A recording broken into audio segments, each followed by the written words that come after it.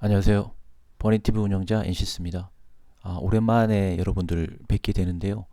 그동안 좀 많이 바빴습니다. 바빠가지고 이렇게 영상을 좀 촬영할 수가 없었는데 최근에 그 주민등록번호 유출 등에 관한 과징금 부과 기준이 올해 2022년 10월 22일에 제정이 됐습니다.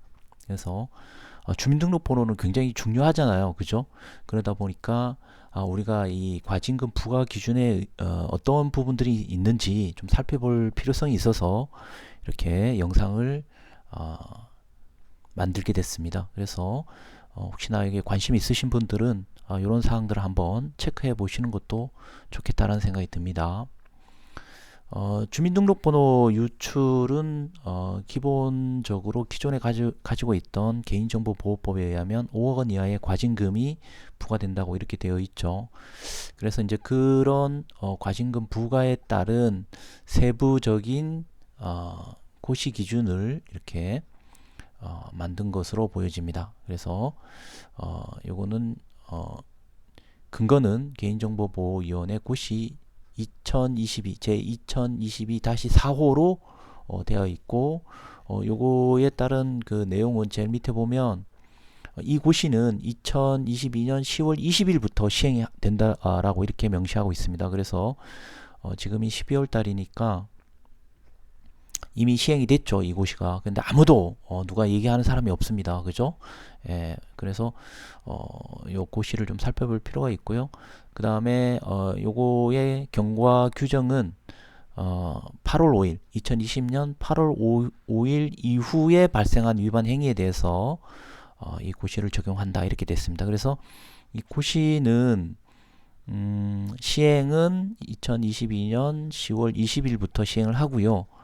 그리고 과징금 부과 시점은 2020년 8월 5일, 그러니까 데이터 3법이 개정되는 그 시점부터 개인정보가 유출이 됐던 주민등록번호가 유출됐던 개인정보 중에서 주민등록번호가 유출됐던 그 시점부터 과징금 부과 시점으로 이 고시를 적용한다 이렇게 부칙에다가 언급을 하고 있습니다.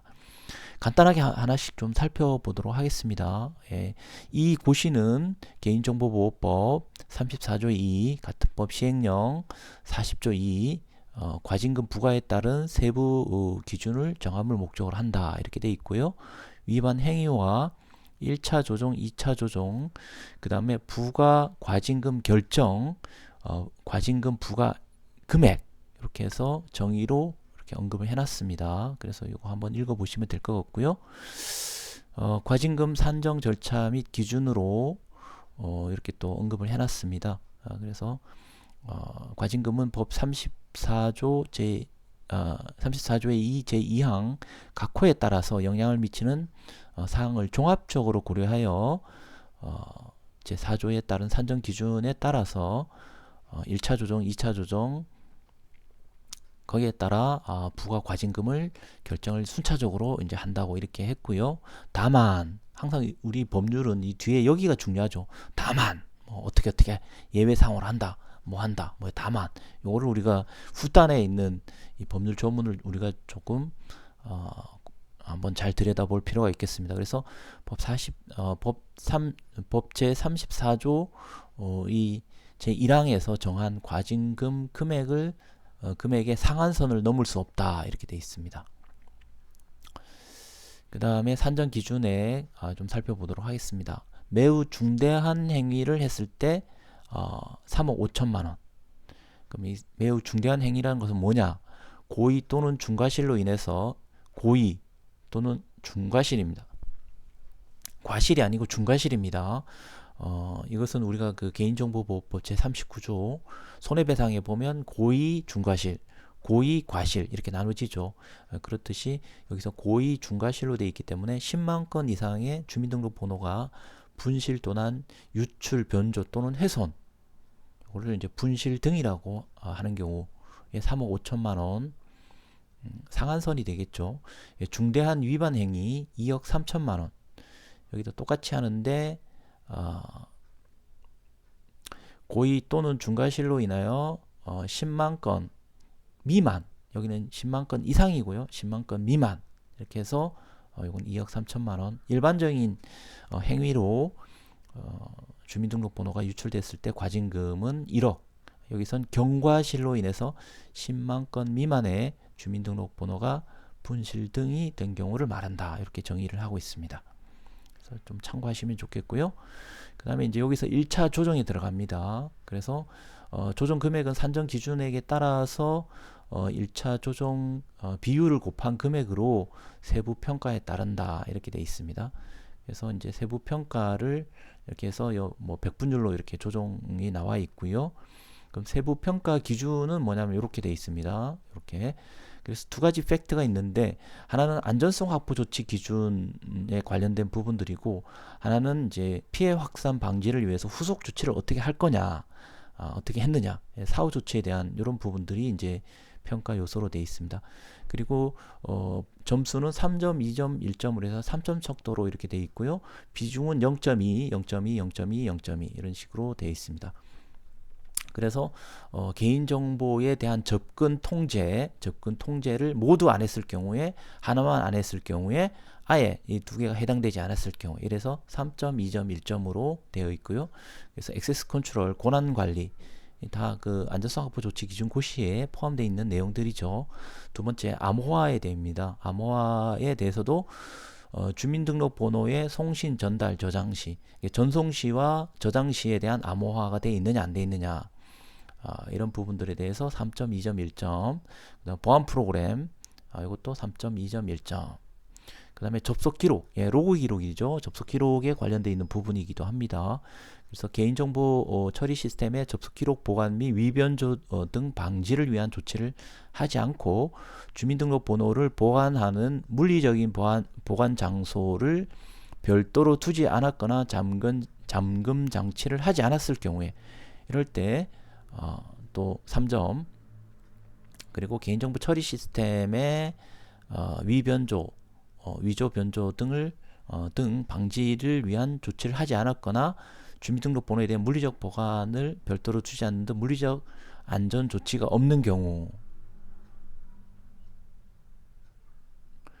요 두 개의 차이점은 뭐냐면, 잠금 장치를 하지 않는 경우가 여기는 빠졌네요. 그죠?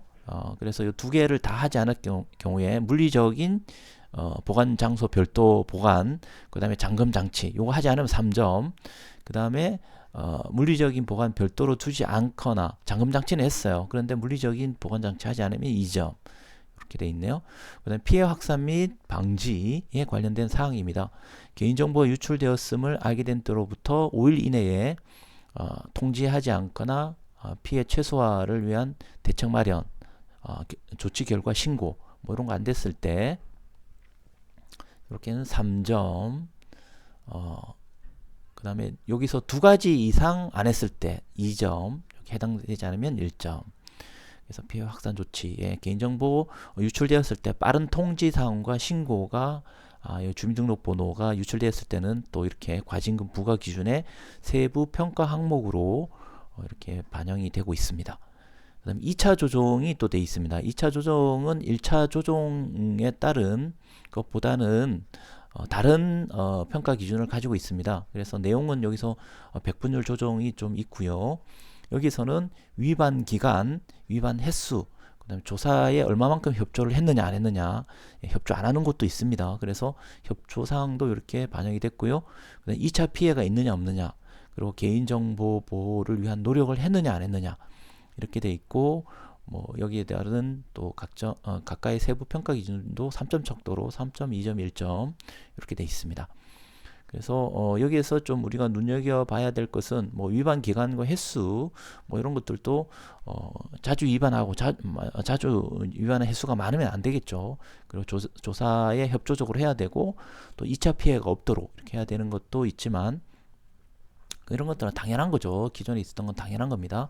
근데 이제 스스로 자율 규제를 통한 개인정보 보호를 위한 노력이 얼마만큼 했느냐에 따라서 그 세부 평가 기준이 달라진다는 것입니다. 그 중에서 여기에서 이제 보면 개인정보 보호 인증이라고 이렇게 돼 있죠. 여기에 보면 개인정보 보호 인증을 받은 경우, 요 경우에는 어느 정도 참작을 하겠다는 것입니다. 그래서 ISMSP, 그 다음에 유효한 PIMS, 여기서 유효한이 붙었죠.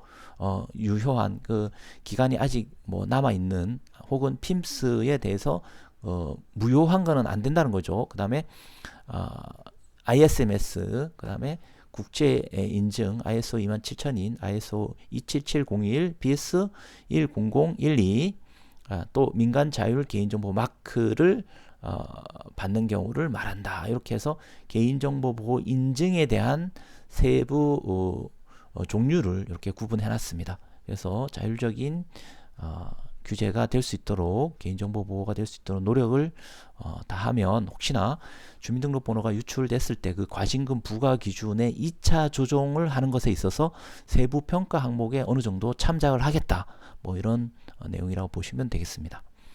위반 기간과 횟수 한번 읽어보시고요.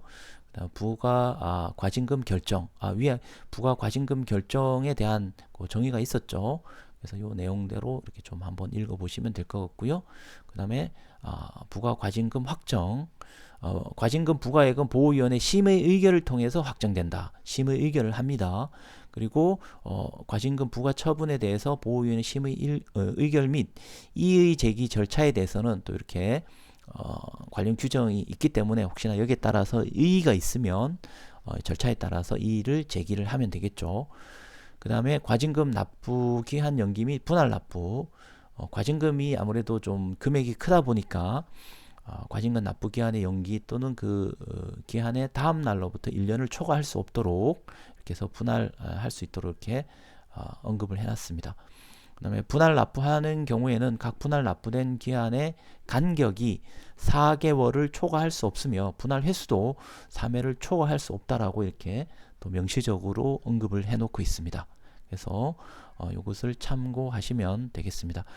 주민등록번호는 굉장히 중요한 고유식별 정보로서 개인정보보호의 핵심 정보가 되겠습니다. 그래서 과거에는 뭐 쇼핑몰 같은 경우에도 지금은 거의 상상을 할 수 없지만, 그때는 쇼핑몰에 하나 개설이 되면 회원가입하고 주민등록번호를 넣도록 이렇게 했던 그런 게 있습니다.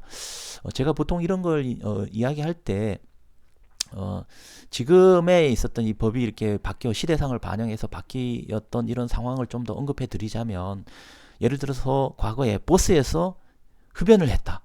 상상을 할 수가 없는 일이죠. 식당에서 지금 흡연을 했다. 지금은 상상을 할 수가 없습니다. 그죠? 근데 과거에는 그런 경우 있었습니다. 그런 것들이 묵인이 되고 아무런 조치가 취해지지 않았던 그런 사회적 합의가 있었던 경우들이 있었습니다. 그죠?